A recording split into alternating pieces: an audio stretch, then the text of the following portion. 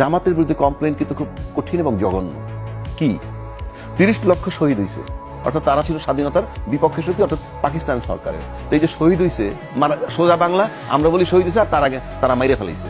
এই যে মারা গেল, এই মারাটা গেল তাদের জন্য, এটা হত্যা মামলা। আবার যদি 2 লক্ষ মা বোনের ইজ্জতের দিকে তাকান, তাহলে এটা কঠিন অপরাধ। দুইটা কিন্তু কোনোটাই ক্ষমা করা যায় না।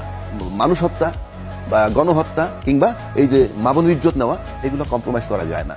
এখন আমার প্রশ্ন হচ্ছে, জামাতের বিরুদ্ধে যে কমপ্লেনটা, এটাকে রিয়েল কমপ্লেন আপনাদের নাকি পলিটিক্যাল কমপ্লেন? এই জায়গাটা আসতে হবে।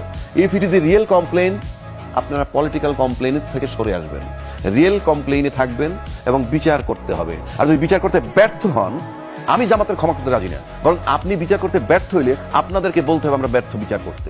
তাহলে আপনার সমস্যাটা কোথায়? আপনারা লম্বা সময় 55 বছর শাসন করতেছেন, সব দল মিলে, 2 দল মিলে। এখানে তো জামাত ক্ষমতা আসে নাই। কেন আপনারা বিচারটা করতে পারতেছেন না? কেন এই ঘানি আমাদের টানতে হবে? হয় আপনারা পরিষ্কার তাদের বিচার করবেন, বিচার করে এটারে ইয়ে নিবেন, আর নয়তো বলবেন আপনারা বিচার করতে ব্যর্থ।